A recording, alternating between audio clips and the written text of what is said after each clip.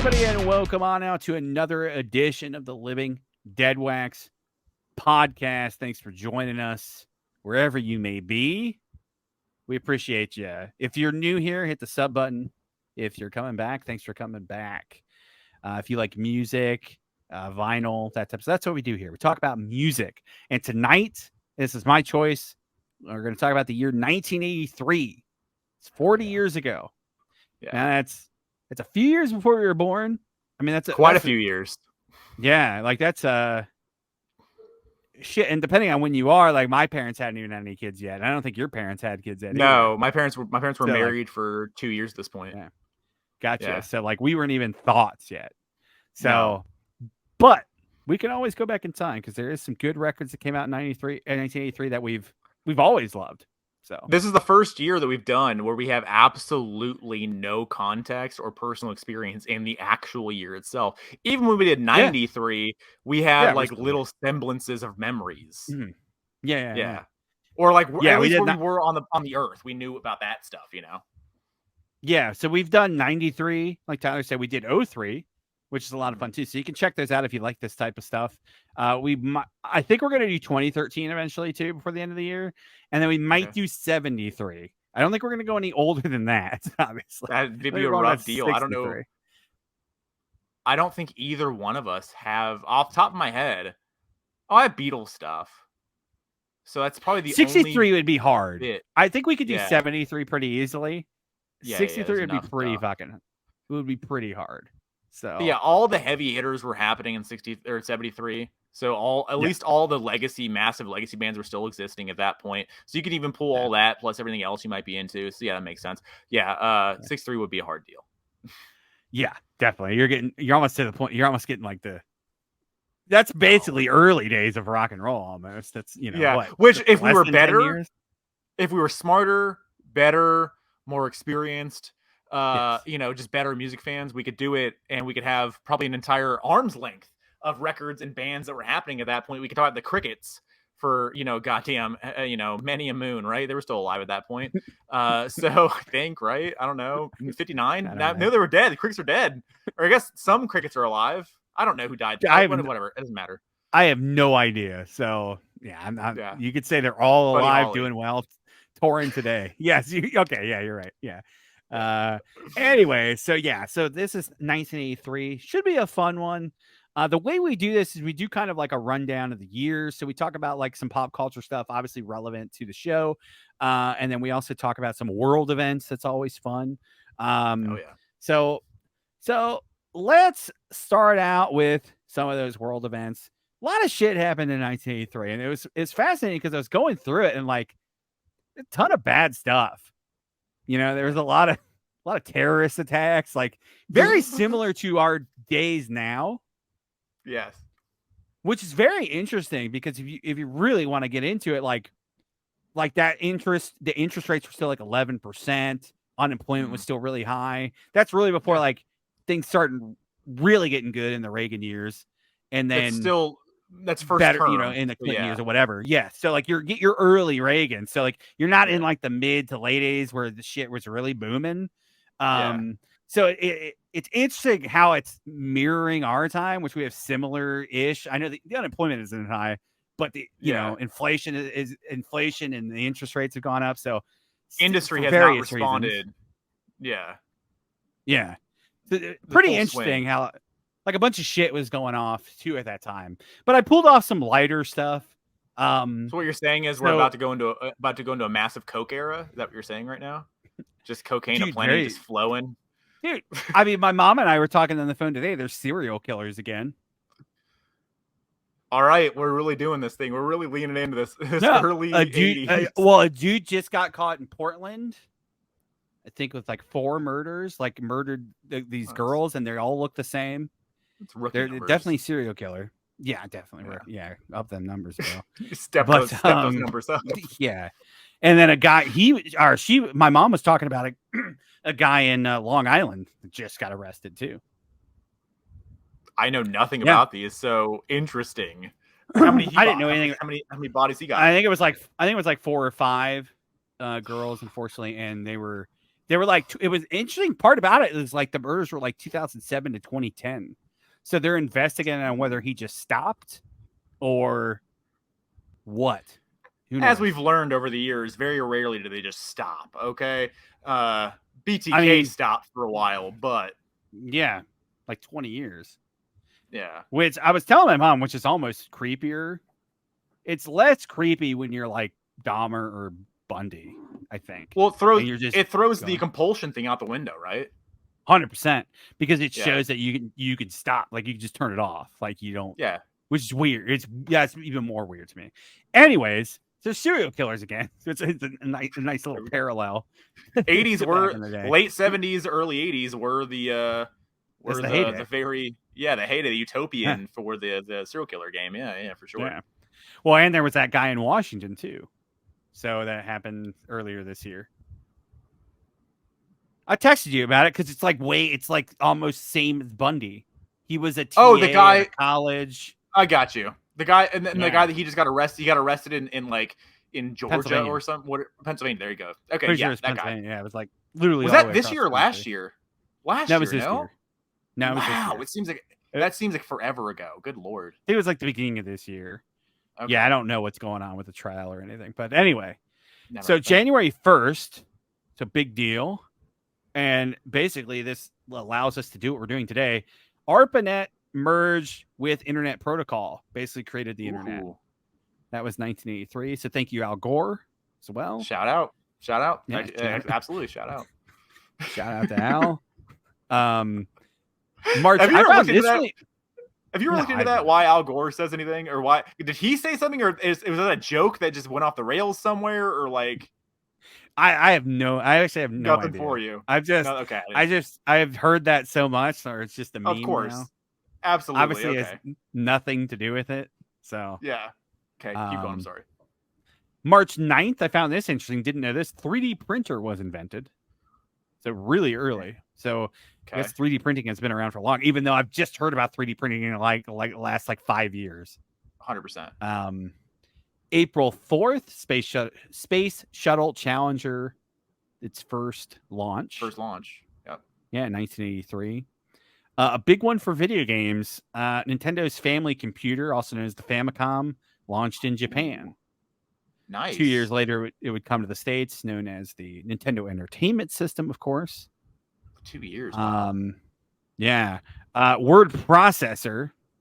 So basically would become Microsoft Word, 1983 as well. Nice. So that's very interesting. And then Billy Boy. we always talk about the US doing stuff. I think every time we've done this, we've talked about conflicts. So we're usually top dogs. Yeah, 100%. Well, the invasion of Grenada. I've heard it pronounced both ways. Yeah. So, but either way. Yeah, that happened. So apologies to our Grenadian fans that we have here. Apologize if we do bastardize the name here. Arlenians, so Arlenites. Yeah, that happened in 1983 as well. So I figured I had to mention it. Smaller skirmish than the other conflicts we talked about, but we've talked about every decade we've done, and then 73 we can obviously talk about the big one. So yeah. Every conflict that we've done. Or every year that we've done, there's been a U.S. conflict. So is Grenada's or Grenada, wherever? Apologies again. Yeah. That has nothing to do with Iran Contra, right? Where were the Contras? Iran is different. That's a totally different country. No, I understand that. It's its own country. I know, but the Iran Contra, that was taking from, selling to. All it's different. So the Contras were the Contra. That's later in the rate. That's Reagan. That's later in the Reagan years. That's 85 to 87. Okay. All right. Fair enough. All right. So apologies. Sorry, Ron. So not the same thing. I was reading a little. I've heard about the invasion of Grenada before. I was reading a little bit about it. It's just communist stuff. It's just that's what it was. So like there was some Soviets involved too and some other stuff. Like actually very minimal casualties on both sides. So like it kind of seemed just pointless. Like I don't know. Love to hear it. There you go. So pointless. If you're not killing 100,000, why are we even doing this? Let's be honest. That's not what I mean, but you know what I mean. That's not what I mean, but you know what I mean. It's just like, what did you do at the end of this? No, yeah, because if there wasn't enough of a pushback or enough of a reason for you to unfortunately take out a large swath of people, why are we spending the calories and the money and the gold and the the precious monies here, or the precious the treasures? Why are we doing that? Don't make any sense. Is there oil there? Maybe, probably. All right. I mean, at that point, we're already off the gold standard anyway. So that's true. Yeah, I just I was trying to think. So there's reasons. So okay, all right. So invaded Grenada. Okay, so what else we got going on? So that's basically it. Those are the big talking points I wanted to hit. So it got some light stuff, relevant stuff, Nintendo, internet, 3D printing, and then the US doing some shit. So question about, you might know this, I don't know. I assume there would be, right? But there was plans immediately, I assume, to get to the Nintendo, the NES, into the US market, right? Why did it take 2 years? Because at that point, the video game industry had crashed. So Nintendo had to prove that it was viable. So they had 2 years of data in Japan. And then what they did when they came over here, they sold it as a toy, not a video game console. That's why Rob exists, Rob the Robot. So yes, I knew this. Okay. They could go to Toys R Us or KB Toys and say, nah, this isn't the Atari. This isn't like that. This is a toy. We've got a robot that does things. Yeah. And then when it started selling, they eventually just got rid of Rob, obviously. I think within like the first year, they stopped bundling Rob. So that's why it took a little longer. Okay. Obviously, the goal was to break into America as well. But yeah, I mean, that started modern gaming. So that's where it all stems from, basically, is Nintendo. So other kind of relevant events, we got some sports. So Tyler, Super Bowl 27. Okay. 1983. Can you name any of the teams? Okay, 83. Broncos? No. Okay. Redskins? Redskins were the NFC team. Yes, good job. Okay. Commanders. Sorry. Apologies to our natives. They won the Super Bowl. They beat. This is the guy's only Super Bowl appearance. They lost it. Okay, interesting. All right. That eliminates a lot of teams. Hold on. Okay. Let me double check that. I'm almost positive. Okay. Yes. It's this guy's only. He's the main guy in the team, quarterback of the team, only Super Bowl appearance ever, and they lost. Yeah. Oh, it's Dolphins. Yep. So Redskins beat the Dolphins 27-17 in the Rose Bowl. Attendance 103,000. Good Lord. Crazy. Packing them in there. NBA Finals. Got any guesses? Finals 83. Lakers and Celtics. Lakers were in it. They lost to. No. They lost. That wouldn't make any sense. They lost to this East team. Yeah. I know this. So it wasn't the Celtics.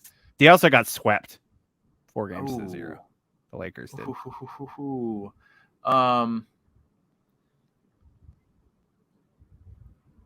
None of the big teams are coming to mind.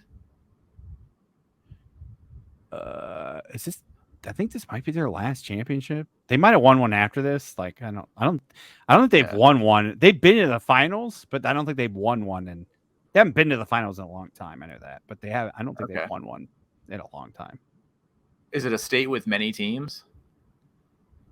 They've got one team in the state. In the state, okay. I don't know. Who is it? 76ers. Okay. Yep. Yeah, that's Dr. J. Yeah. Okay, fair. There we go. Yeah. Love it. Swept the Lakers. And then the World Series. You do that. World Series 83. this team's most recent win?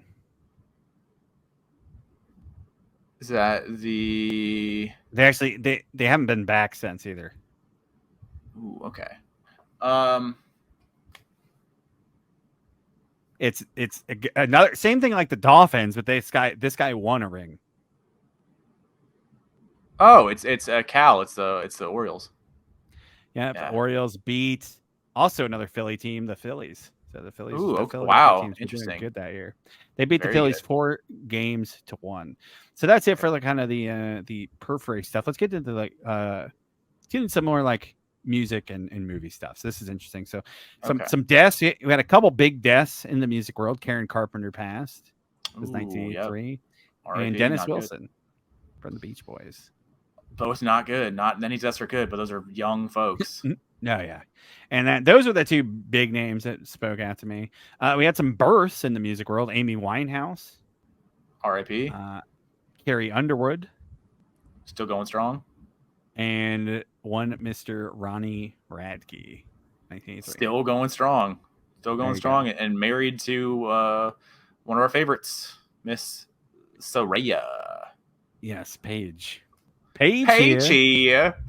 Highest grossing films. 1983, number 1. Can you do it? And then I'll read the rest. Is that Empire? Is that Jedi? Return of the Jedi. $300 million gross domestic. Terms of Endearment, number 2. Number 3, Flashdance. Never seen it. You never seen Flashdance either? No. I just know it's sexy. I've never seen it though. Yeah, it's pretty good. I mean, she just died. Sad, but thanks, brother. No, I'm pretty sure. It could be wrong. Spoiler. I'm pretty sure I read that. Not in the movie. She didn't die in the movie. I get it. Spoiler. Number 4. She's a welder too in the movie. There you go. She's a welder. I didn't know that. Yeah. Number 4, Trading Places. Classic. Never seen it as well. Jeez. Number 5, War Games. Okay, I love War Games. That's very early internet, early understanding of computers. Yeah, War Games. Gene Hackman. Number 6, Octopussy. Okay, and number 7, Sudden Impact. Great flick. I've never seen any of the movies. You never seen any of the Dirty Harry stuff? Never. Wow. There was I actually almost bought. But there was a really nice gimmick set at Savers. It was a DVD gimmick set, and it had like postcards. It had a big box for all of them, and it was like $9. And I was almost gonna buy it, but I was like, it's DVDs. I don't know. Like, I know all of these are streaming somewhere. I'm not sure. Yeah. And then I decided to buy it. Yeah, they need to do 4K sets. There's no 4K set. Number 8, Staying Alive, classic movie. Okay. Number 9, Mr. Mom, another classic. Seen it. And then number 10, Risky Business. Those are your films there. Oscars, Gandhi won Best Picture. Nice. The Richard Attenborough for Gandhi won Best Director. Best Actor, Ben Kingsley from Gandhi. Yep. They basically swept the big 3. Best Actress, Meryl Streep, Sophie's Choice. Nice. There you go. So they basically beat E.T. in everything. As they should. Let's get into some music. Grammys, 1983. Record of the year, baby. Rosanna with Toto. Wow. Rosanna. Literally did not know that. Yeah. Album of the year, Toto 4 by Toto. I got it right next to me. Song of the year, Always on My Mind, Willie Nelson. That's a good Best one. New Artist, Men at Work beat Asia, Jennifer Holiday, The Human League, and Stray Cats. Wow. Okay. So heavy. They're all massive still. Here's the rock Grammys. Best rock vocal performance by a female, Pat Benatar, Shadows of the Night. Okay. Rock vocal performance male, John Cougar Mellencamp, Hurt So Good.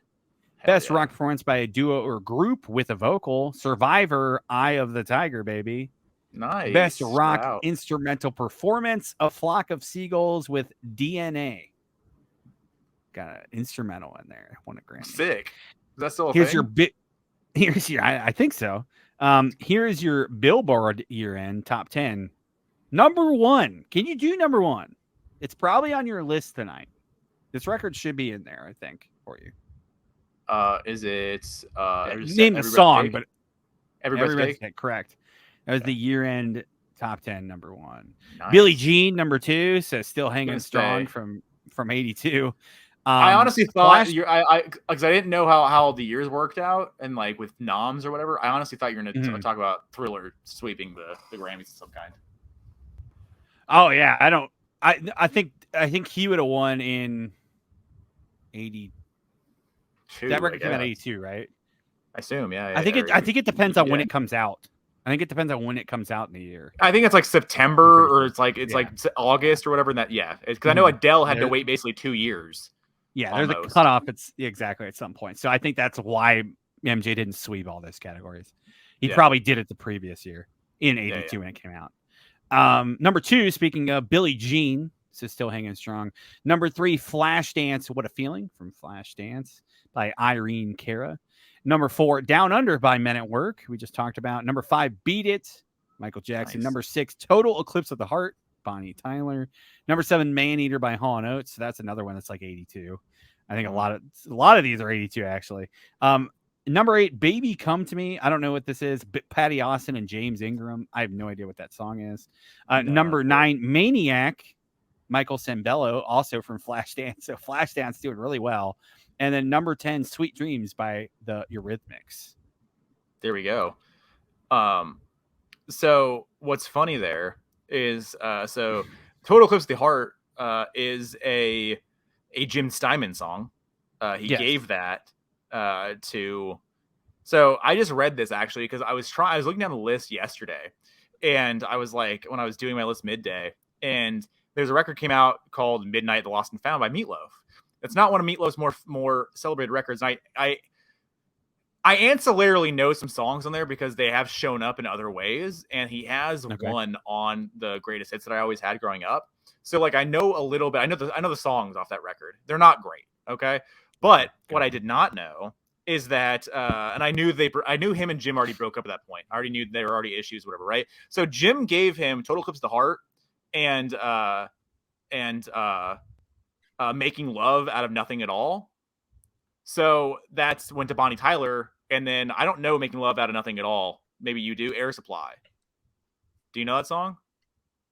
I'm pretty sure I do. I have to listen to it again. I think that title rings a bell.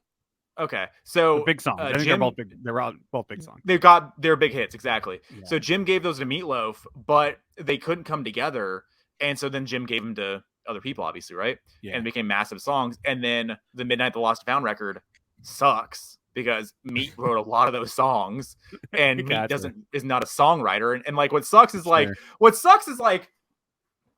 I love Meatloaf, I really do. I mean, I love 4 records, right? But that was we all love, right? So like 3.5.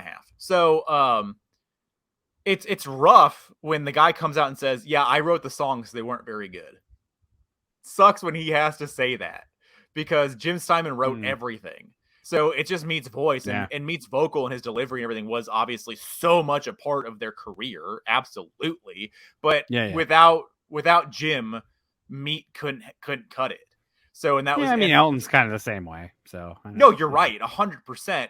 And then, if they didn't come, I think they did break up for a record. I think they did. And I think that Elton didn't have a good record. I think that happened for a little while, maybe if I remember correctly, but like, it's totally true. Like the singer and songwriter duos, whatever, like that whole thing, like that dynamic is so crucial. And I think that like neither appreciates it on either side. I know. A lot of the biggest songs and biggest records of all time weren't written by the people that do them. Like, I don't. Yeah, I mean, you're right. I get it. Like, songwriting's important. It's cool to like know, like, okay, this dude who's singing it or playing on it, whatever, he wrote this. Like, this is, it's cool to get into that wheelhouse, but like, you can't get hung up on too much of it sometimes, I think. So, also, fun fact: neither of them in the Hall of Fame. Neither Jim or Meat. So there you go. Very true, and it's horse shit. That actually we already did it. Go look it up. We already did the whole thing. It's in the archives, but you can find it in the archives. But that sucks so much. They're both gone now, and they should have been in 20 years ago.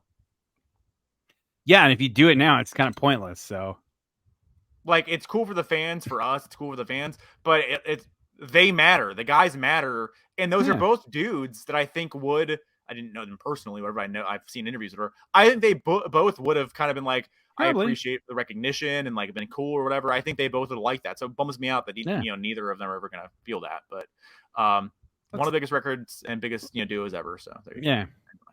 Speaking of records, let's do the Billboard year-end album. So really quick here, let's go. Let's start at 20. So we got Flashdance, 83. So made the top 20. Alabama with Mountain Music, number 19. Loverboy, Get Lucky. This is from 1981. Was still in the top 20. I think so, yeah. Got that record? Okay. Yeah. Bob Seger, The Distance from 1982. It's a record. A lot of 1982 here. Pat Benatar, Get Nervous from 1982. Nice. Bryan Adams, Cuts Like a Knife from 83. Hell yeah. Stray Cats, Built for Speed, 82. Duran Duran, Rio, 82. Journey Frontiers at number 12, 1983. Might make an appearance later. Toto 4 from 1982. Olivia Newton-John cracks the top 10 with her Greatest Hits Volume 2, 1982. Nice, solid. Yeah. Culture Club, Kissing to Be Clever. It's a terrible title. 1982. I don't even know what that means. I'm sure there's an insinuation somewhere. I think it's lost on both of us, but probably, yeah. 8, Def Leppard, Pyromania, 1983. Might be making an appearance. Crack the top 10. Nice. Number 7, Jane Fonda. Jane Fonda's Workout Record, 1981. Came out in 1981. Was still in the top 10 2 years later. The Workout Record. The Workout Record. Nice. Yeah. Number 6, Lionel Richie with his self-titled record from 1982. Top 5, Prince, 1999 from 82. Nice. Hall & Oates, H2O from 82. The Police, Synchronicity, which might be showing up in 1983. So that's the highest 1983 album. Okay. Number 2, Men at Work, Business as Usual, 1981. Wow. It came out. 82. Wow. And Thriller. And then Thriller, 1980, still killing it, obviously, a year later. I didn't realize how big that Men at Work record was. I guess I knew it was big. I never thought it was like that. It was second to Thriller. If Thriller didn't exist, Men at Work was ruling the charts. Wow. Yeah, I think actually they did hit number 1 a little bit with it. Because I was reading that. I think MJ had the most weeks at number 1, but I think they had maybe 7 at number 1. So that's why MJ got the year-end top. But yeah, insane. So that is it, guys. That's all the fun stuff for 1983. So let's talk about some records. I chose 5. Tyler chose 5. I also pulled out some other ones that would, if they don't get mentioned, I want to just show off and drop a like, I guess. I don't know what that means. When I looked at the list, the basic list on Wikipedia, and then I looked at another list, the top 100, the best records that came out, whatever. I looked at that list too. Yeah. You are fairly there's a lot of good records that came out that year that I could pick from as well, but you are very represented on that list. It's a very good year. What you cut. Yeah, it's a very good year. It was very tough. And yeah, I mean, it's a very good year all around. There's massive records by massive bands. So yeah, I'm curious. Tyler, also big records by smaller bands that you like as well. That are some of the European bands. It's well, yeah, and you had a lot of debuts, bands starting out that would become giant. So there's a vast difference here. It kind of shows the power of the decade too, because there's a lot of different styles, a lot of different stuff that made a lot of money. Yeah. So that doesn't happen today. What's crazy is that I think all of mine, I think you might have gone a little more interesting because I think you might have not mentioned some stuff because you knew I would possibly maybe it happened. But I don't know. I'm just speaking for you maybe. So what's crazy is the records we're going to talk about, most of these bands are still doing business today. And most of the bands you just listed off in the top 10 are not, by the way. Oh, gotcha. In the Billboard top 10? Yeah. Most of those bands are no longer the bands we're going to mention are doing much, much bigger business than what damn near all of those bands are because they're either passed away, unfortunately, or they just don't. They're not really relevant necessarily anymore. So yeah, it's just crazy to me that that's what's represented on the end of year charts for the popular best selling records, not always what the longevity kind of plays out with. I mean, there's 2 in the top 10. Okay, yeah. Def Leppard and Lionel Richie. I think there's 2. He still does business. Probably still. I think he's still on the lower end of what we're going to talk about, honestly. So like, yeah, everybody else is unfortunately passed or broke, like the Police. That's never going to happen again. So yeah. Men at Work might be doing. I don't know. Might do something. They could be running. They could be running Australia right now. So I have absolutely no idea. They could. The Nigel. I think his name's Nigel, right? I think whatever. He's ugly as shit. That guy could be. Yeah. That guy could be prime minister or president of one of the states out there or whatever, and I have no idea. Yeah. So shout out. So let's get into our top 5. So what are you starting off with tonight? I'm gonna do the biggest bang. Like I'm just gonna get out of the way. Okay. So like just the one that came to mind, I think immediately for both of us because it's the most monumental, probably.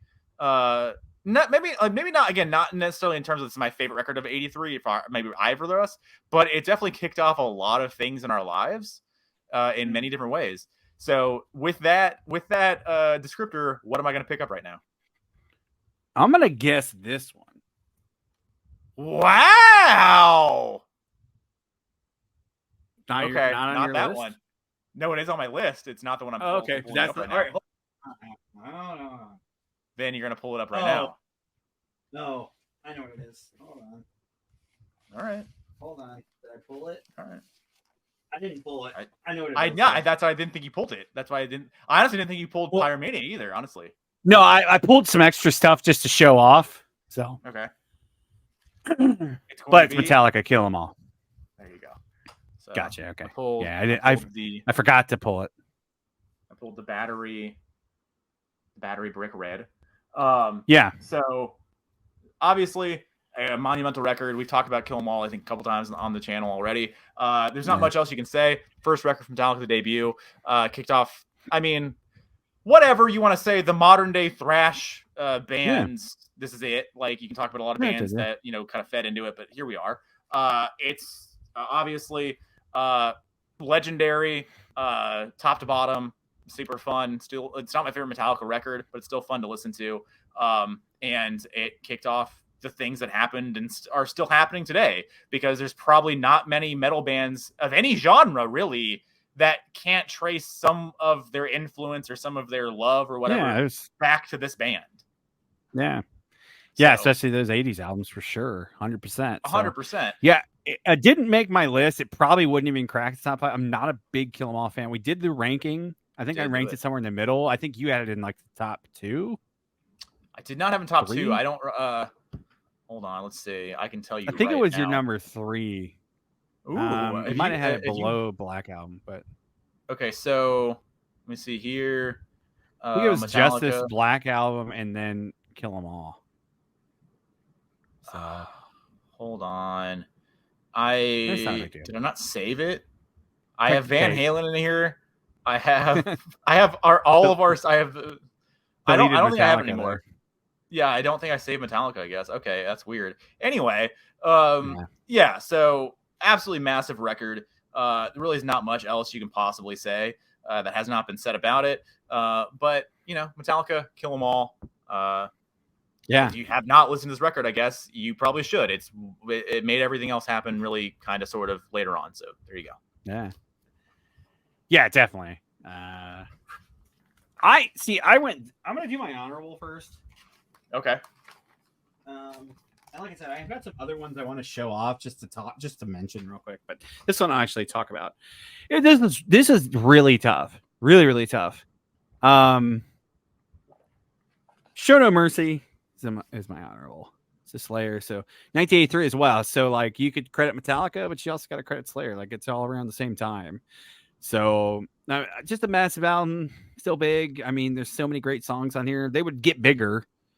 Just like Metallica, even though Metallica still plays some of the songs at the set, like Slayer kind of, I mean, when we saw a couple times they played some of this stuff, but I remember during Big Four, like it was a big deal that they played some of this stuff. So like it went out of the set list for a while. Some of these songs. Is Antichrist on there? Yes, yeah. And then Die by the Sword as well. Yeah, correct. I think they played. Die by the Sword. Yeah, Die by the Sword, Antichrist. I think they played Antichrist, a big four, and Die by the Sword. I remember that being a big deal. Like people were like, "Oh shit, this set list is really cool." They're adding some old for shit. sure. So like Metallica has always had the big Kill 'Em All songs in the set. Where I think Slayer they leaned into the more mid to later 80s stuff in the set. Yeah, for sure.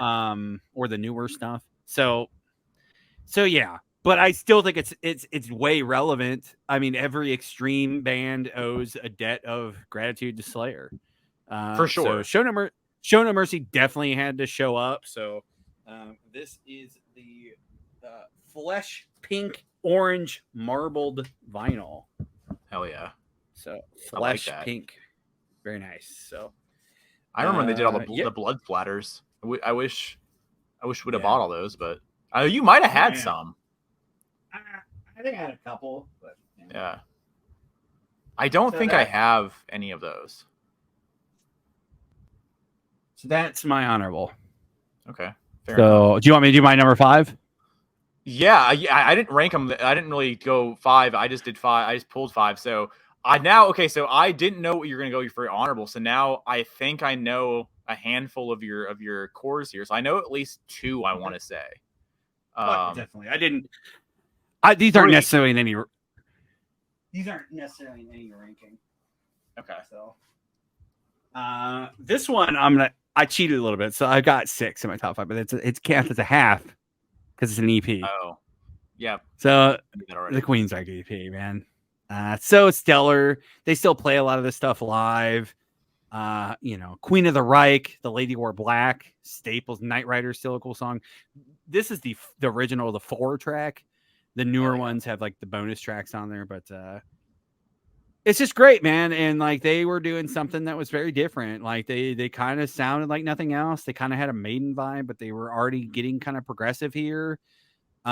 Jeff's like at his peak of his. He would become a better singer, but like he's at his peak of his powers here. Like he'd become a way more talented singer and understand his voice later. But like he's way up there. He's wailing, man. Yeah, great playing. Still holds up. Yeah, I listened to it the other night, and I'm like, man, this is still good. These are still good songs. So Queensryche EP, that's my 5.5. Okay, there you go. I could not put it in there. I knew. I didn't because I know the conversation was gonna be because I knew you were gonna do that, and then I was gonna be like, it was an EP, it's on a record, and then I knew you're gonna figure out a way to fucking put that in there somehow to whatever. It's my topic. Go your 5. All right, now I get to do 5. All right, let's just do this. Debut album by this guy. Had left the band. Was in kind of a weird time, and that happened multiple times in his life. Left a major band, joined another major band. Left a major band, and then I'm just gonna do it myself. So Dio with Holy Diver, just a stellar album. It's got all the big hits: Holy Diver, Rainbow in the Dark, great deep tracks too, top to bottom.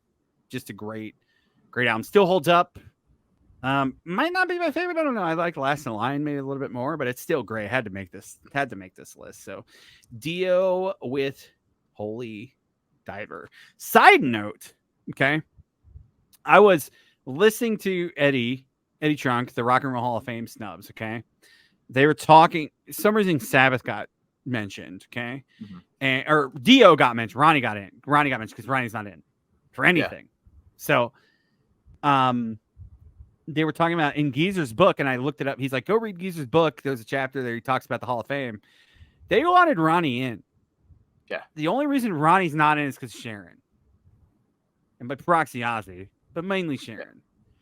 And I was thinking about that all day when I was listening to that. You're a terrible person. Evil. And here's the actual thing, because it doesn't do anything to Ozzy to have Ronnie go in too. It literally means it doesn't diminish his contribution to the band. It's simply acknowledging somebody else who carried the torch on and did it well. Also, you're not even smart enough to be conniving. Because if you really wanted to do it, you could say the only reason Ronnie James Dio is in the Hall of Fame is because of me. Sharon could do that, but she wasn't even that smart enough to do it. So what's more selfish, taking credit or taking credit away? I don't know. It's a good question. Yeah. Probably the taking credit, but like she's an evil person. Like I'm not a Sharon fan. Yeah. And like when you hear that, like you're just bad because now Ronnie's never going to get in. So it's miserable. That's miserable. Like you're a miserable person. Well, the thing about it is we talked about before is that they've done Sharon, not Ozzy, because I don't think Ozzy cares, or if he cares, whatever, I think whatever.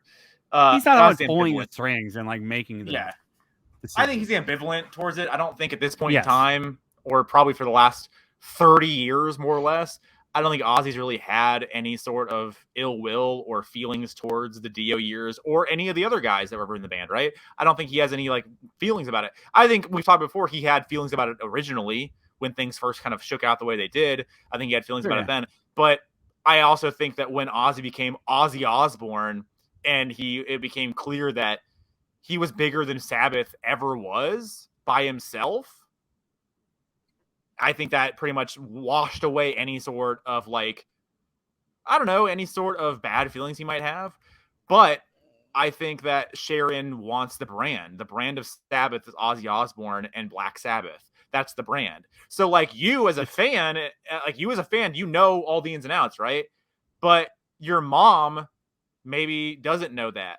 Your mom knows, well, that's Ozzy's old band. That's what your mom knows. And that's what, whatever, right? And that's I understand what you're saying, but like, guess what? If Ronnie James Dio went into the Hall of Fame with like all the common people are still going to, okay, yeah, that's Iron Man. That's Ozzy. Yeah, I get sure. It.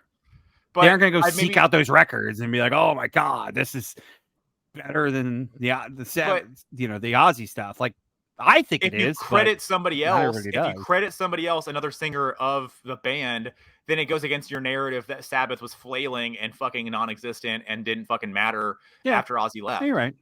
Right. You're right. So it gets rough. And for a lot of those years, she is correct. But for those years that Ronnie was in, she's incorrect. Like, they were still a big act, and they were later a big act when they came back. So like, I found that really fat. I'm sure I knew that. I just never really put two and two together, really thought about it. And then when he said that, I read a little bit of the chapter and Geezer talks about it. And he's like, yeah, we all wanted him in there. And then Sharon just said no. And it's like, she has that much power over things. It's sickening. Like, you did nothing. You actively did nothing in that band. Like, here's the thing. And when did they get married? It was 81. Like, yeah, so it was after he was gone anyway. Yeah. What's crazy is like the Kiss thing is the exact same thing as Sabbath. They put in the original 4, and that's who got in, right? But the thing about it is, sorry for all our major Kiss fans out here, the only songs that matter, truly matter, are from those guys. I understand. Yeah. Funny enough, look it up. 83.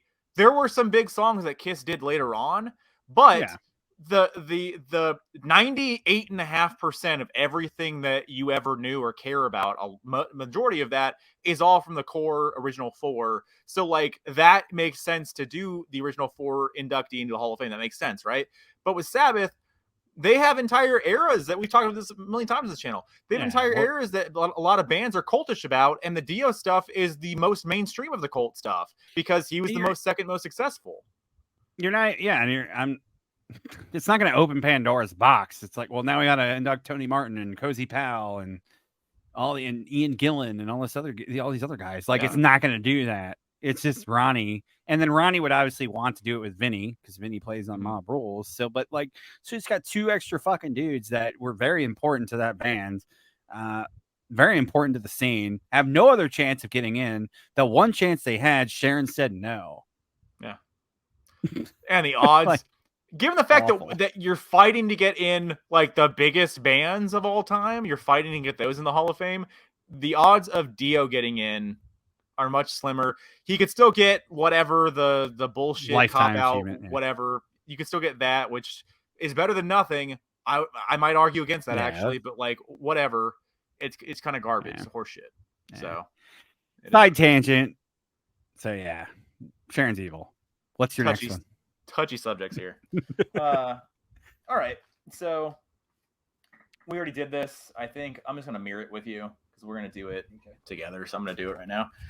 All right, so one of the other biggest bands and biggest records of that, and still massive big business today. A little band of England called Def Leppard, and a little record called Pyromania. Picture disc. Picture disc. Yeah, this isn't on my list. I just pulled it because I knew it was going to be on yours, so I wanted to show it off. So there you go. Of course. Pyromania, second record with Mutt Lange production. It is their second biggest record of all time.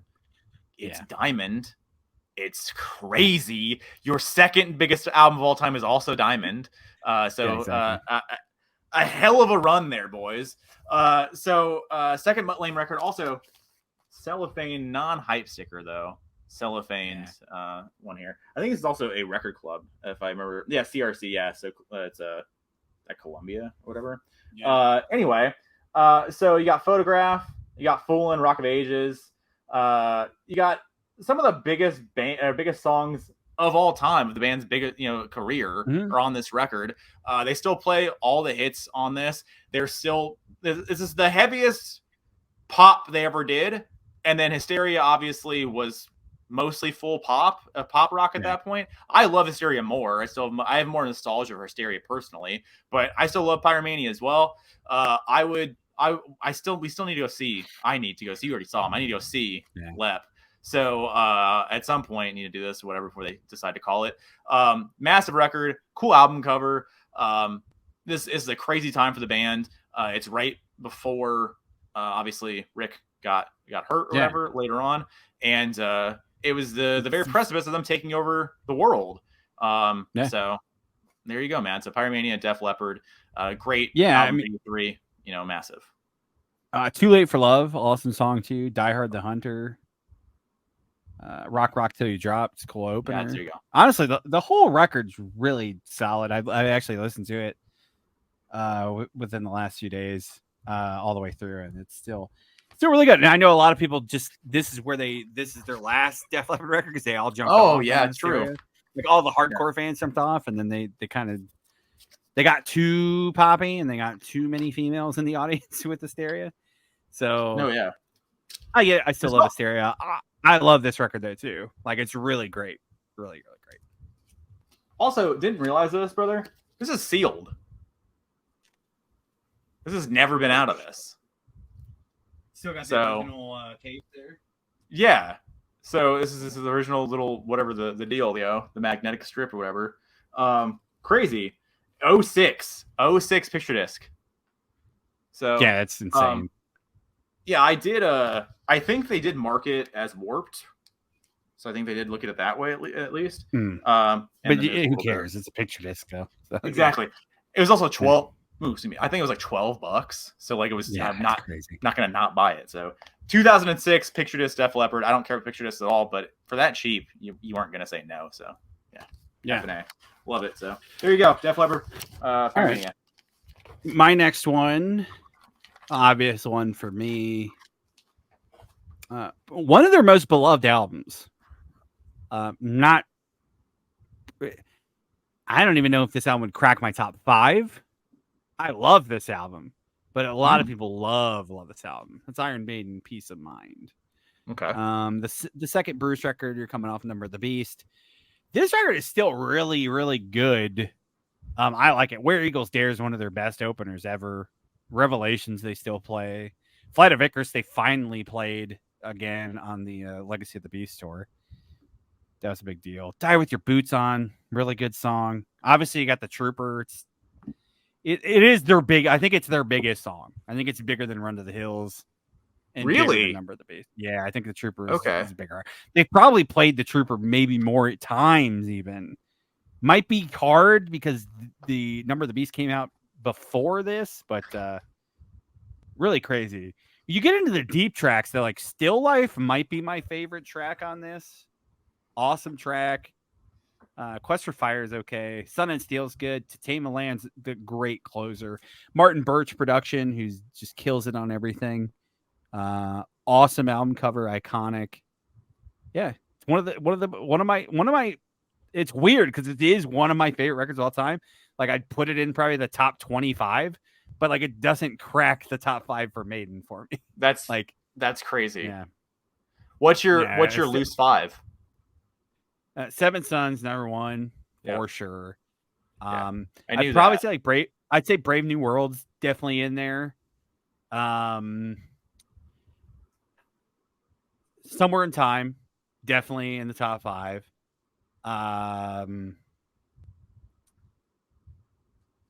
Power Slave, definitely.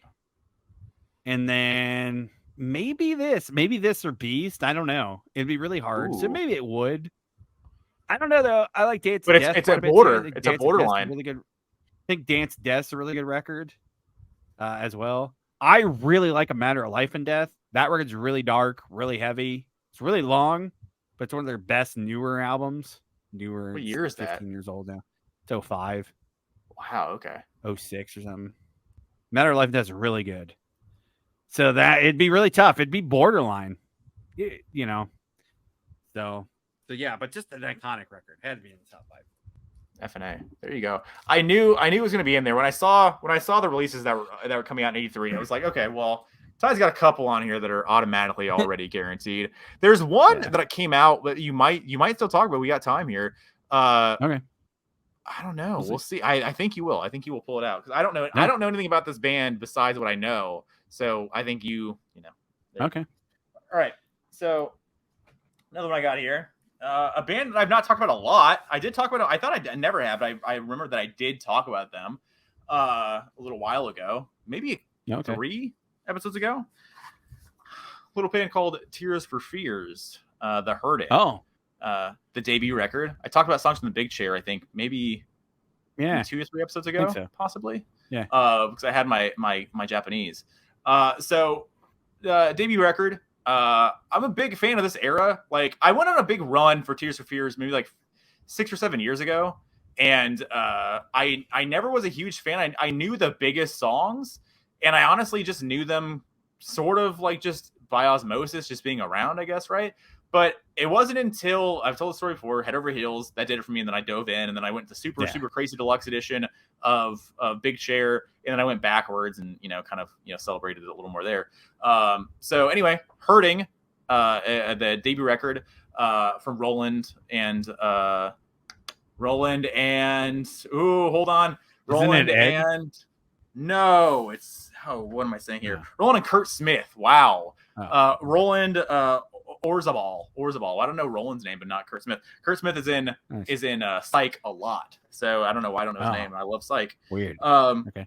Yeah, so it's the gothy pop, electric, whatever you want to call it. So this is a great record. It's not for me. It's not bigger than Big Chair. But I still loved it. I listened to this actually a lot this week, probably 2 or 3 times. Let it go. So The Hurting, Mad World, Pale Shelter, Suffer the Children, Watch Me Bleed, The Prisoner. You got some massive songs on here and some lesser known that are still really, really good. They're kids. I think they were like 20 years old when this record came out. They were children, and it's crazy the fact they wrote such a song like Mad World that has gone on and been covered a million times and is still just as relevant back then as it is today. People still love that song and they still cover it. We're just talking about that. There you go. Exactly. It's the cover version, but it was one of the covers. But yeah. Yeah. What's funny is the cover, the Gary Jules cover, actually was the first thing I ever heard. The first version I ever heard. Okay. Because that's from Donnie Darko. No. No, the original's in Donnie Darko. Okay. All right. That cover is the Gears. I think that's the first time I ever heard the cover was the Gears of War commercial, which I think I saw that Gears commercial before Donnie Darko. So that might be the first time I heard it. But I remember the Shout video a lot of VH1, like because my mom really liked Shout and Everybody Wants to Rule the World. So I never knew that was their debut. So Songs from Big Chair came out in '86. I believe so. It sounds right. Yeah. Or '85. 85. So they were young even when that came out then. Yeah. You can tell me right now probably how old are they? They might have been 19 maybe. I don't know. Like, look at them. Like, these are children. Yeah. Let's take a look here. Yeah, I mean their first year active was 81. So that's 83. So let's see here. Let's see. Roland right now is 61. Okay. So you could do that 20. math. So he was 20 at this point, 21 maybe. He was 22, 83. Okay. And then Kurt is 62, so he's a year older. So yeah, they're mid 20s when the big record came out. Crazy. Yeah. So either way, absolutely just insanity. I can't imagine, being that young and writing these big records. They did trail off there. The record after Big Chair, Something to See the Love, is another big record for them. But after that, it's kind of like it gets a little. They broke up, whatever. But today, still do business, still sound great. Everything is still probably 90% as to what it ever was. Roland's voice and Kurt's voice have both held up amazingly, and I would recommend if anybody wants to seek out the Spotify sessions they did around the Big Chair 30-year anniversary, I guess it would be, right? So around that tour they did and the big deluxe edition re-release or whatever, just absolutely incredible what they still are able to do. So there you go. So Tears for Fears, The Hurting. Yeah, I knew that was gonna be on your list. Hell yeah. All right, let me do probably my number one. I go back and forth. This probably is my favorite album by this band. They are definitely in my top 10 favorite bands of all time. You can check the tape. Journey with Frontiers. I mean, I think Escape's obviously the bigger record because Don't Stop Believing, but this is 1B. Like, it's faithfully in separate ways. Like, they're almost equally as giant songs. Like, I think probably most people know those songs too. Really stellar record, man. I think the record gets hurt because this record would have been probably bigger. Because you think about it, this record should have had Ask the Lonely on it, but they held that off for a soundtrack, and it should have had Only the Young. But that went on the Vision Quest soundtrack, and then the Greatest Hits. So if those two songs are on, Only the Young and Ask the Lonely are giant Journey songs. But all the reissues, they put those songs back on. But originally they weren't on, and they were supposed to be on this album. If they would have put that on this record, there would have been 5 bona fide giant singles. It's a really stellar album though, front to back. And I would tell people, if you've only ever listened to the hits like Separate Ways, Send Her My Love, Faithfully, After the Fall, those are the big singles. So there would have been 6 bona fide singles if Ask the Lonely and Only the Young were on here. But Edge of the Blade's really good guitar work. Troubled Child has really cool drum work on it. Back Talk's a fun song. Frontiers is really cool, really synthy, really 80s, but it's cool synth. It matches the record. Rubicon's cool too.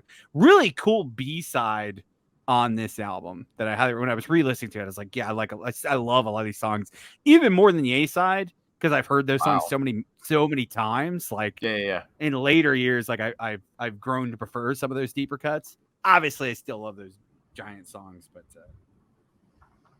stellar record, and still lives on to this day. Obviously, all the big hits are always in the set list. So every night for sure. I thought I had a cool hype sticker with this.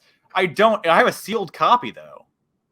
Oh, nice. So I thought I had a cool hype sticker. I don't have that, but randomly just sealed. You don't have an open copy? You just got a sealed copy? I think I just have the sealed. I have I just have the sealed, and I have 3 copies of Escape. I think 1 sealed. Hold on. Okay. I got 2 copies of Escape. And I got it's sealed with the hype. Yeah. We just saw that the other day, but the record was ruined, and I was going to pay $5 for. It was like, no, it was more than that. It was like $10 for a sticker.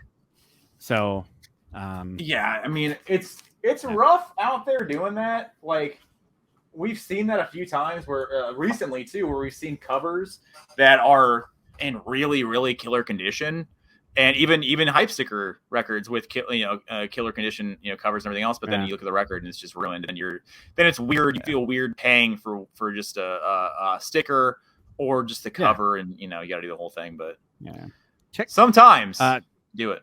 Check out that side too.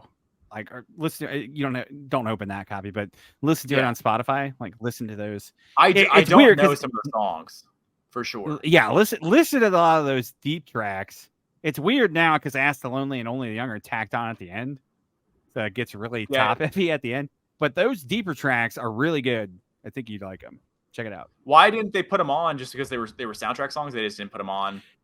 I think they just got paid money for exclusives. Put them on their soundtracks. Yeah, I can't remember what soundtrack Ask the Lonely is on, but Only the Young's on Vision Quest, and then they put it as like the lead single for the greatest hits. So, the soundtracks were a big deal in these eras, in the 80s especially. Like we just talked about. Well, granted, the 90s. See, there's still a massive soundtrack in the 90s, but we just talked about the Flashdance, and Staying Alive, massive, two of the biggest records. Yeah. It's incredible how big, like there's a big deal now too. Like soundtrack songs, like to a lesser extent, but they still like, I don't know. There's probably ones I'm forgetting about that I knew, but I knew the Bradley Cooper Gaga song was the last one I really thought about. The Shallow song. I think it honestly helps for more legacy bands than it does new bands. Like at that point, Journey's releasing new songs, like they're a relevant band. I think it helps from more like Guardians of the Galaxy. Like those mixtape, whatever, like those are giant songs, and a lot of those songs got second lives because I think it helps a lot with that for sure. I don't think it's really relevant for bands now. I'm sure it doesn't hurt, but it's like back then. You're right, it was a big deal, especially if the movie was big. For sure, yeah. Redbone. What's Redbone's song? The whatever. It's the only platinum native band. Oh, it's yeah. What's it called? Whatever. Oh, jeez, dude. It's a. Let me look it up. Look up Redbone. Our loyal fans want to hear about Redbone song. It's the song. That's not the name of it. Oh, Come and Get Your Love by Redbone. There you go. Come and get your love. Dear Lord, that song. Have you ever watched the video that's on YouTube or it's whatever, but it's from like Midnight Special with them? No. It's, if you ever look into just have a little fun there for about 3.5 minutes, it's crazy how good they sound. It's like, it's probably 80, maybe actually 70s, whatever. It's 70s. They're actually live? It's live. Yeah. It's all live. And it's just crazy because they have an intro with it too. They have a native like dance ish kind of intro thing with it. And then they come and because they're all native except for one, I think, is Mexican. I want to say he probably might be a little native too. But just gotcha. Insane. So I would recommend looking at that. It's pretty cool. Gotcha. All right. So I got another one here. Another massive band that still does business today, and we both have mixed feelings about said band. Actually, was listening to the record when we signed on today, and we bullshitted for about 2.5 hours off air. Backstage, if you will. And that would be a band still going today. Some would say they shouldn't be, but here we are, whatever. Motley Crue, Shout at the Devil. So so here's the thing. Is Ty and I don't disagree with this at all, because I largely agree that Crue is absolutely a hits band. They are, once you get past the hits, it's hard. It's hard to go deeper than that. So today, I wanted to check it out because I've definitely listened to this record before, and nothing really set in more than what just the hits did, right? Because there's still massive songs on here. Shout at the Devil, Looks Like Kill, Too Young to Fall in Love, the Helter Skelter cover. Like, those are absolutely, killer songs, right? And massive 10 Seconds to Love too. So there's a handful of massive songs, and then it kind of falls off, right? Well, not exactly. Knock 'Em Dead Kid is still pretty cool. God Bless the Children of the Beast is an instrumental. It's a Mick Mars instrumental. It's pretty badass. Would recommend checking that out. It's a pretty killer of the time sounding metal instrumental. It's pretty killer. So I did another re-listen to it. I'll put on the list. I don't feel bad about it because there's so many killer singles on this record. They still play every night. They play the CD every night now, so they still do that, and it still, still gets a reaction from the crowd. So I'm about it. Also, killer Pentagram album cover, and then the gatefold, the real thing, the damn gatefold, brother. Yeah, man, it's so cool. And this one was pinned up because it's an original. It was pinned up on a wall somewhere. So that's what happened with a lot of this record. If you ever want to check out the record when you find it used, there's going to be 98% of the time there's going to be pinholes in it because kids wanted to put it on their wall because it's badass. Even though, they were looking badass, but they also were looking pretty sexy. Like, look at Vince. Yeah, I mean that they're getting big on that. It's bigger than the debut. So they're getting pretty big. They got some videos as well off that album. And so they're getting the girls into the band. Obviously, Theater of Pain. That's big time. Glamish. Exactly, but big time for the female audience. But that's the start of it for sure. Yeah, definitely a cool record. Like you said, I like the songs. So I do need to try, I guess. I do eventually want to get that box set. I know on Prime Day it went down to $130, I think. Ooh, I didn't even check on it. It's like $175. It's not that much of a discount. I want it like $100, I think, which I think it'll get there. You're wait till you get a gift card. Get a gift card, and then wait for that like $130, $125 discount maybe. Then I think you'll justify it.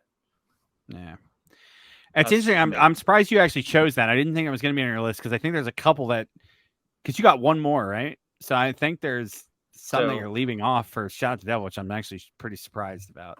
So I have two more left here down on my ankles right now. So I've got two more as well. Okay.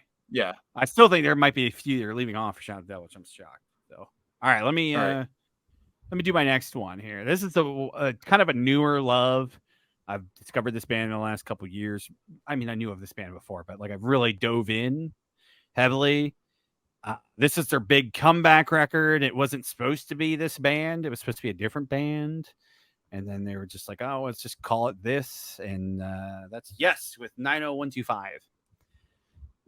This record is so fun, man. I mean, obviously, Owner of a Lonely Heart. This is the opening track. That's one of their biggest songs of all time. Massive track. But honestly, the whole record, this was supposed to be Cinema. That was supposed to be the name of the band. And then I think it might have been Trevor Rabin was doing Cinema, and then they were like, well, let's just get Chris Squire in here. And they got Squire back. And then they were just like, all right, let's just call this Yes. So that's how it ended up kind of becoming a Yes record. But anyway, just stellar tracks on here, dude. Some really interesting soundscapes too. Cinema, that track is fun. City of Love's a cool song. Hearts. The whole B side of the album is pretty stacked, pretty heavy. Owner of a Lonely Heart kicks it off. Hold On's a cool song. The whole record, man. I for sure really enjoy this.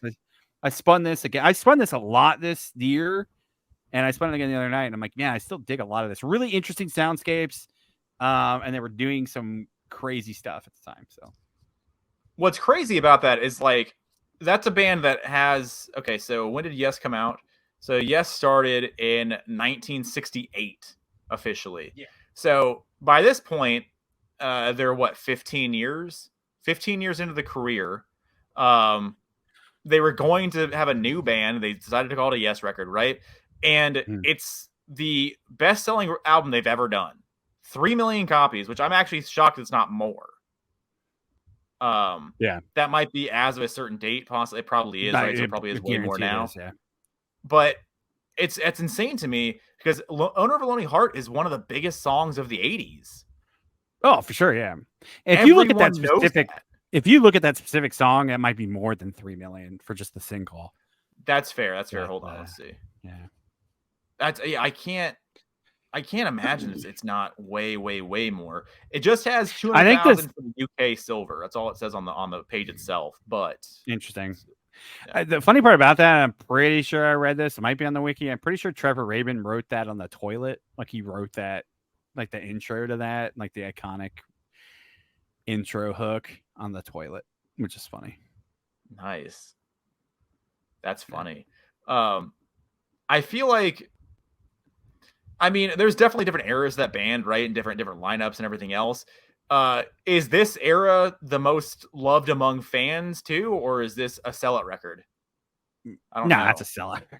Okay. I didn't know if it was still loved among the fans. I don't know how it all. Okay. All right. So I think a lot of people like it. Like, obviously a lot of people like it, but like, it's kind of like Rush. You just get different eras of fans, I guess. I like a lot of the 70s stuff too. Like, I'd say probably Fragile's probably my favorite record, but that might be 90125 might be number 2. Totally, completely different records. Yeah. Fragile has Roundabout, their second biggest song. But anyway. Yeah. I mean, it's still a great lineup. They're actually doing a tour that's not coming here. I'm kind of bummed about. They're doing an art gallery with all of Rick Wakeman's art. Oh. With the tour. So like you go to the shows and like in the lobbies and stuff, they have all Rick places, like kind of a museum gallery of all his different artwork that he's done for Yes. And then they're doing a show too. It's not coming here. I was kind of bummed. It's like, that's nuts though. That's really cool. Yeah. F&A. Yeah. F&A, man. All right. So we've talked about it already. It's would it come in at like top 3 or was it 10? I forget. It's going to be a little band that we talked about for band of the year or whatever. Then it's going to be a little band called The Police with Synchronicity. One of the biggest bands of the 80s. They broke up much too soon, obviously. There you go. You got is it the same red I got, or is it different? Let's see. It's all, I think they're all whatever. Yeah, we have 3 recovers here of the same record, which is absolute insanity. Yeah, because you have the wine glass on there. Yeah, whatever. Absolutely crazy. So obviously, I think I can look at this right here. I'm assuming this is the biggest record for the Police. I'm assuming there's not much that could really outsell this because it's. I think just on Every Breath You Take alone, like that's 100%, right? It's like it's kind of hard to get a song bigger than that because that song is still played just over and over and over again. The last record they did, the biggest record they ever did, has Every Breath You Take, Synchronicity 1, Wrapped on Your Finger, King of Pain, Synchronicity 2. Just absolutely insanity. 8 million copies and very lauded. It's a very critical or lauded band. And obviously they've since gone on and had successful solo careers in various ways. And Sting still to this day does massive, insane, crazy business every single year. And I don't know a Sting fan. Have you ever met a Sting fan? I don't think so. Never in my life, right? So just one of the craziest bands. I have a sealed copy, actually. I think this is from Colin. I think it's one of the Colin records. Oh, yeah, I remember that. Yeah. I have the sealed record. And then also, something else that's cool about this is we've talked about this before, I believe. Oh, no, it's Topper. I found out that this and also one of my Rush records is see-through. I don't know if you can't really see that. Oh, gotcha. That's cool. Yeah. So pretty sick. Liked it a lot. It's the purple, translucent, whatever, when you look at the light. Super crazy. Just children still at this point in the mid late 20s, I want to say. Sting looking as cool as he ever did. I love the Police. I can't say that like I go insanely deep on the discography. I like the earlier stuff when they were still not punk, but they're still more aggressive.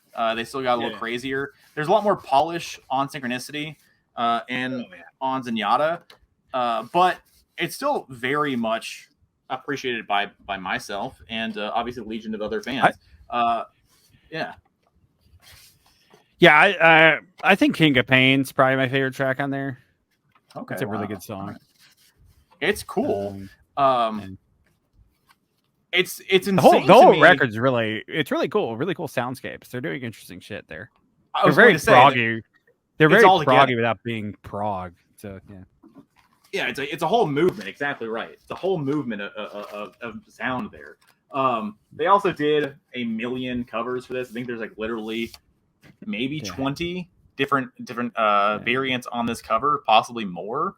So there's a lot of money that A&M were putting into them at the time. And then they broke up. So they just ended it right then and there. They blew through all the money and they burned it. So just really crazy. I didn't really have an appreciation for Police until later in life. I don't know, early 20s, maybe mid 20s, later in life, I guess. But I just remember when they came back, the hype behind that reunion. Tour. Oh yeah. That Definitely. Might be the first reunion tour that I can remember that was like as big as that one was, because like, I don't know, no other band really got back together that really mattered like that when I was, turned on. Yeah. Yeah, I remember my dad's old boss came out. It was one of the years he was visiting, and him and his wife, I think, went to it. That's crazy. I remember him talking about it. Yeah. Yeah. And they'd made $1 trillion, and then they got more offers to do more gigs, and they were like, no, I'm cool. No more gigs. They played the football stadium. Yeah. They played like Dodger Stadium a couple times. I'm kind of shocked that it hasn't happened again. Everybody's still alive, right? Oh yeah, they're all still alive. They actively don't hate each other. There's actually a cool documentary about the reunion. I forget what it's called, but it goes from the announcement to the rehearsals, basically, of the band, and they announced it, I want to say, at the Troubadour, and or maybe the Roxy in LA, possibly. And it's pandemonium in there with all the journalists and the fans and stuff like that. They're going crazy. And then the rehearsals, it kind of just shows you that they don't like each other. Yeah. I would now that we're talking about that big reunion. So Van Halen was a little bit after that, but they're pretty close together. So 07, yeah. So maybe 06 possibly was the Police. Maybe I think like 04. I like 04 in my head. 04, 05. I was dating Miss Demi. So that was 06. Maybe 07 is when the actual shows were. So Van Halen is like right after that. Right after that, true. Really, like a year or two. Yeah, and maybe Van Halen didn't. I mean, that was still a massive deal when Roth came back. Massive deal, right?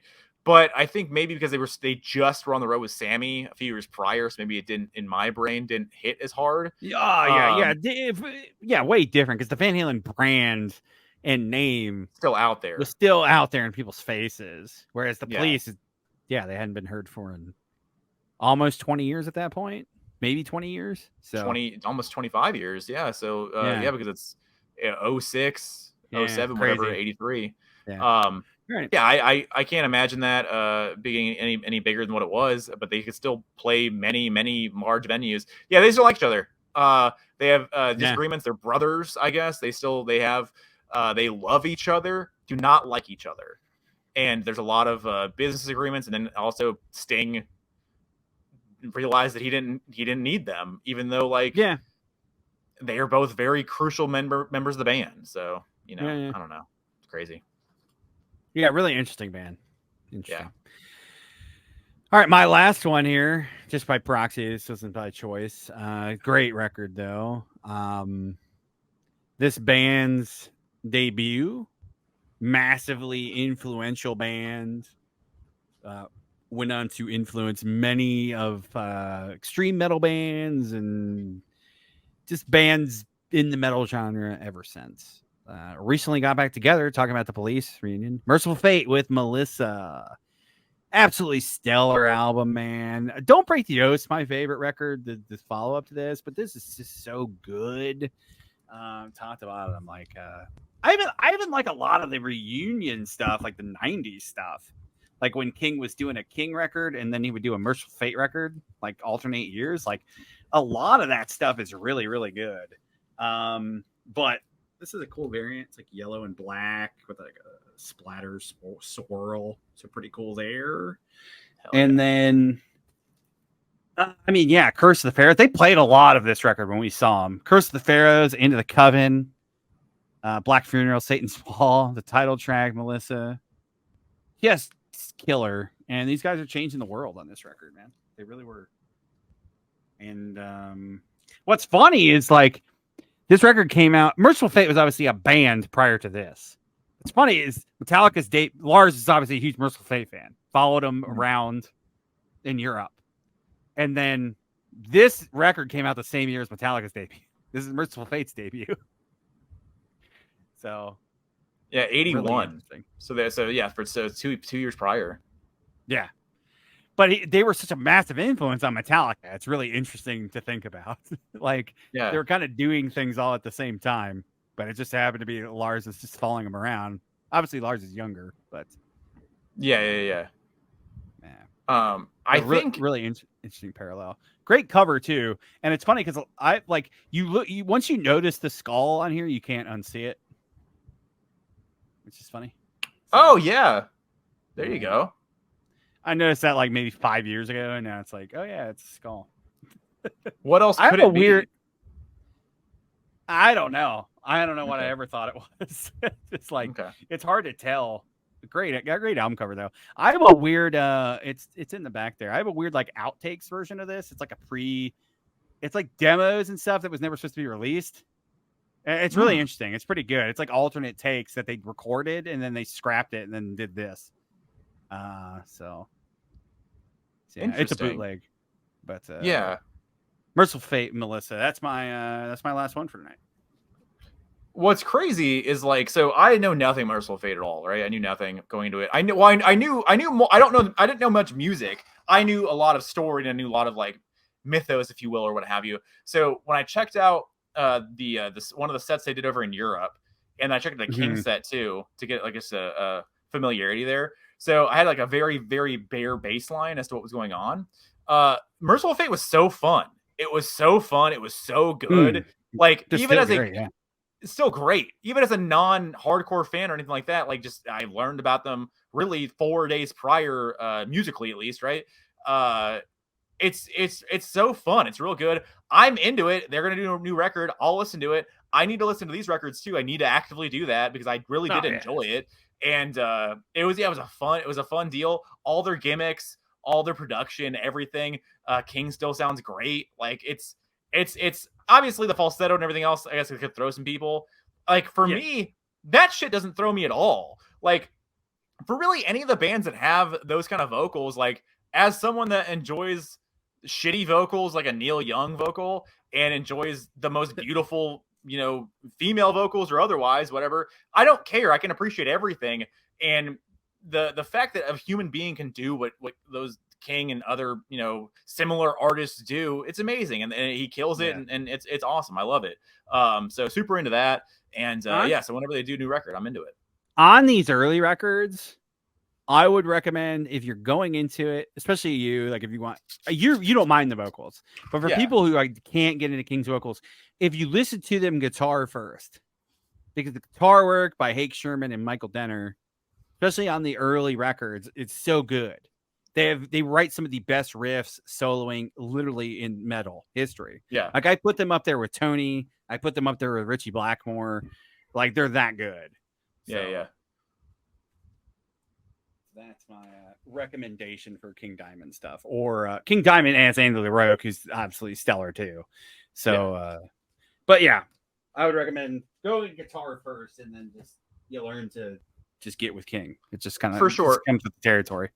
And you also definitely hear a lot of influence on Metallica and what have you. Like you see, you can draw lines pretty clearly. So yeah, I mean, then the imagery of all that leaked into black metal and everything else. So like highly influential band. So they had to make my list. Great album. So yeah, that's it for me. You got one more? I have one more that I forgot about that I had. I guess I pulled 6. I thought I just pulled 5, but I guess I pulled 6. I guess you got an honorable then. Okay. I'll get an honorable. There you go. I just pulled this record a couple episodes ago. Let's dance. I thought that was going to be on your list. Yeah, I mean it is. I didn't think about it at all. So I guess So I'll put it on. So whatever. I'll name an honorable. I don't care. Whatever. Right. So I just talked about this. Let's dance. It's Bowie's foray into the pop realm, and really like it was his biggest record of the '80s for sure. This brought him into the new era, and brought them onto kids' radars, basically, of the 80s. It's a fun, it's a dancey, upbeat record. There is some dark imagery on it, obviously, but it's caked up in the fun, the fun that Bowie did on for a lot of the 80s. It's not my favorite Bowie record by any means. It's not even my favorite 80s Bowie record, maybe. Like, Never Let You Down is a cool record. What else?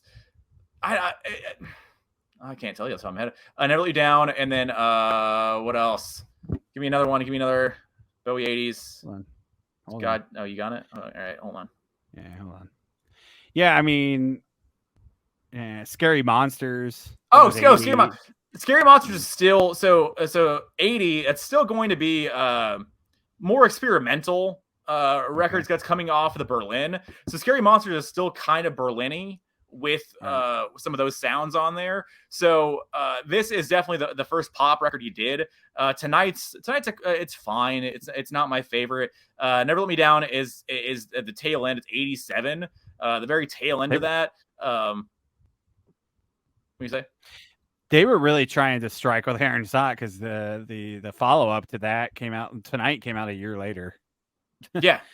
Oh, for sure. They were really trying to ride the wave there, because I knew that obviously that's a giant record. So when I happen to like run across Bowie, I'm not a Bowie mark. I maybe someday, I just never really tried. Yeah. But when I listen to Bowie songs, like, those are the songs I hear and like. But I like 80s stuff. So yeah. I totally get that. Like all those songs I love. So for sure, Modern Love, China Girl, Let's Dance. Yeah. Cat People, Shake It's a cool song. Cat People, I just talked about that. This version, not my favorite version of that. We talked about it. It's the movie versions that's been out. No, for sure. Most of this record is on my first Bowie on the Bowie. Oh, wow. What's it called? The Bowie Greatest Hits. It's the Bowie. Which one was it? Late 90s, maybe early 2000s. Let's see. Yeah. Bowie Essentials, maybe, I forget, but it was on my Bowie Greatest Hits that my mom had. So like that was my introduction to Bowie altogether. And then most of these songs were on there because it's very heavy into that, and they not so much into the 70s really at all, honestly. And it has absolutely no songs from the Berlin trilogy, except for Heroes, I think, is on there. But yeah, so that's more my introduction here. I dig it. It's always fun to hear it, and kind of just introduces you to the 80s sound, and then he kind of got more poppy and then more weird, and then he talks about how he lost it. Basically, lost the plot near the 80s. Never Let Me Down. That tour, the Glass Spider tour. Notoriously, he thought he got too big, he got too bombastic and too out there. And maybe people didn't get it, and he thought maybe his vision got kind of skewed a little bit, people. And then he thought he got too much and too big with the production, that the message got all weird, whatever. And then in the 90s, that's when he got even weirder with his sounds. And then he got also really stripped back with his live shows too, because then when they did the Outside record, when that's with the Trent, the Nine Inch Nails tour, that's just Bowie going crazy, and it's a pretty low key production. And it's just, it's really cool. There's an Outside Nine Inch Nails Bowie movie. I forget what it's called, but it's a documentary, a show or whatever. And they switch off, and Bowie plays on Nine Inch Nails songs, and plays on Bowie songs. It's really cool. And you see Trent just fucking marking out, and his brain's melting the entire time, which is really cool. They do Hurt on that tour, and a lot of people like that version. I personally don't. Because I don't like what Bowie does to it. Gotcha. But that's just because I have it so programmed into what Trent did. But yeah, anyway, that's tangent. So anyway, Bowie, Let's Dance. Love it. Love Bowie. And the cat Bowie is going crazy over there. Hearing her name a lot. It'd be a near impossibility. I would do a ranking though, because it'd be the hardest one ever. I would entertain it. If we set it up and like gave me like 6 months, I'd do it. Okay. So also you can get Let's Dance on SACD if you want to. So there you go. All right. I'm my first super CD right there. That might actually do it. All right. So if we decide to do that, I will give you a good lead time there. He has 26 records. Yeah. And He has 26 albums, and then he has one posthumous album. Bonus though, yeah, the majority of his records are going to be under like 50 minutes because like all that 70 stuff is going to be pretty short. That is true. That is true. So like 40 minutes, Man Who Sold the World. Hunky Dory is going to be 41. Rise and Fall is 38. Good call. Aladdin Sane's 41. Yeah. So good call. Fair. Let me do some of these real quick. This is one I'm surprised didn't make it on your list. Bark at the Moon. So am I wrong to say it's not that strong? Yeah, you're incorrect. I'm incorrect. Okay, correct. I'm not gonna love this record. Okay. I thought really hard about putting it in my top 5. I love Jake. Okay. Jake's my favorite guitar player in Ozzy history. So like this record and Ultimate Sin are like 1 and maybe 1, 2. No More Tears is really up there too. That's maybe like number 3. You're No Difference, awesome. Rock and Roll Rebel's really good. I knew Rock and Roll Rebel. Yep. Center of Eternity, really cool. Kicks off side 2. You got to listen to it all the way through again. I gotta go more deeper on it because I went the hits and the songs that I know, and I looked it over. I was like, I know a few songs, I just don't know anything else. So I just kind of like thought, okay. I mean, the opening riff to Bark at the Moon is so good enough to nearly just put it over the top. Yeah, very true. The only one I don't own this record that I thought you were going to put U2 on there. So I don't. I'm a fan. I don't know. Okay. I did just buy the CD. I mean, I know that that's the record. Oh, did you? I did. Yeah, I just bought. Well, I didn't buy Boy. But or was it Boy or War? War is is 83. 83. There you go. I didn't buy those. I bought the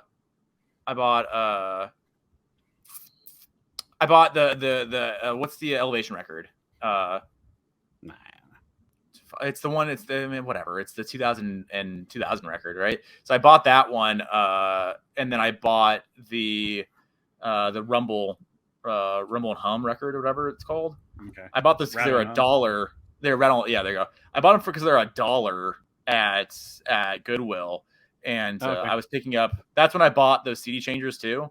So I bought them all together. All That You Can't Leave Behind. That's the 2000s record. And then Rattle and Hum is the live record from '88. So I bought them on CD. They're really nice for $1. Well, you can't beat that. Next one, Accept, Balls to the Wall. Definitely one that I thought about putting on there, but just I don't know as much nostalgia for it. I love Accept. Like I love '80s Accept too. Yeah, but because they get really Scorpions-y, like kind of they're doing like more of the pop metal stuff. So this is a fucking great record. Did we? Is that one of the ones we found at Zia? One of the originals? Yeah, I found it. I've found a bunch of Accept. Yeah, recently. Blue Oyster Cult, Revolution by Night, great album. Shooting Shark, one of my favorite songs of the year, for sure. Yeah. So this whole record's really good, really poppy. They brought in listen to Shooting Shark, it's an awesome song. They brought in a lot of outside songwriters on here, so it gets really poppy, really thick 80s production, but I'm a sucker for that stuff. So another album that was very close because I love this album and I have a lot of nostalgia for some of the songs in here. Genesis, the self-titled, 23, they're getting really poppy here. But Mama is such a good song, man. And then That's All. Like, those are the big singles. Taking It All Too Hard is a good song, too. Some cool deep tracks on here, too.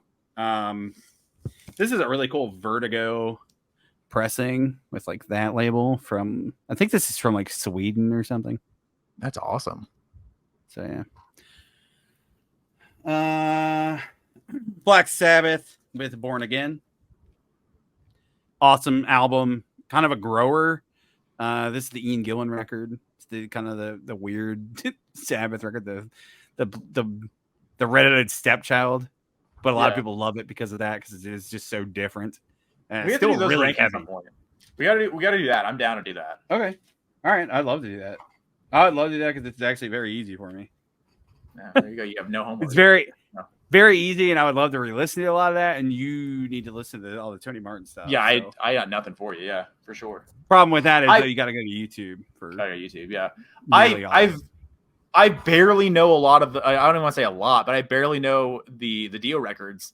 I probably know 75% of the Dio records, maybe, and that's just through you. I've never dove, so even anything further than that, it gets even crazier. All right, I'll do it. We'll do it someday. Yeah.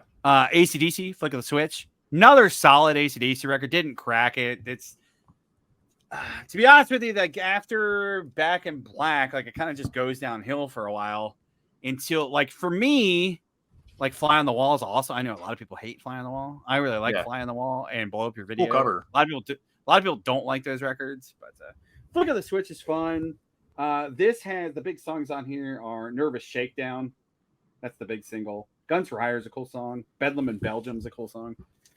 I always appreciate that they do the colorway. So the Atlantic label would always match, like, because the Back in Black's black and silver. This is black and white. The For Those About the Rock is like the amber copper color.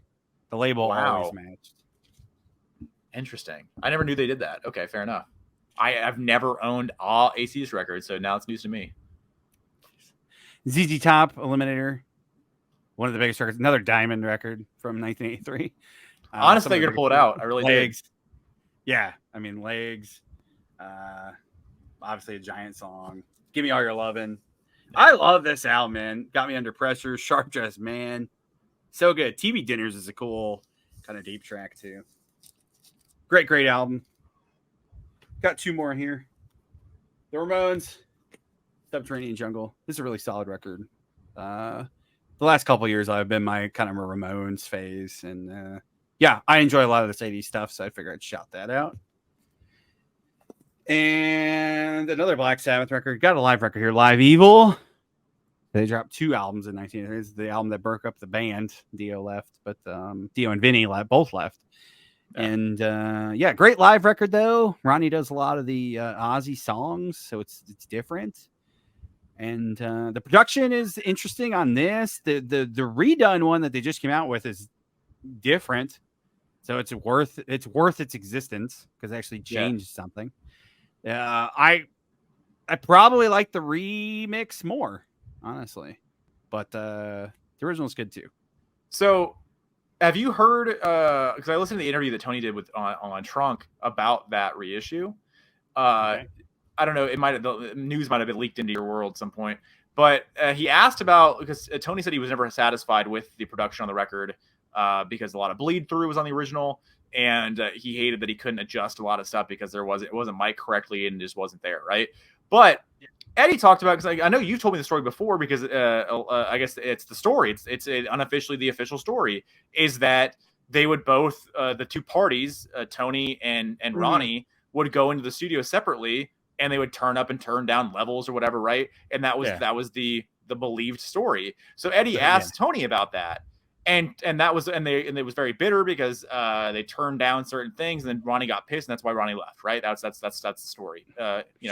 Slow and skinny of it, right? Tony says that wasn't real. He said that neither of them went into the studio like that, and that he thinks that the producer was messed up, and he thinks that he imagined it.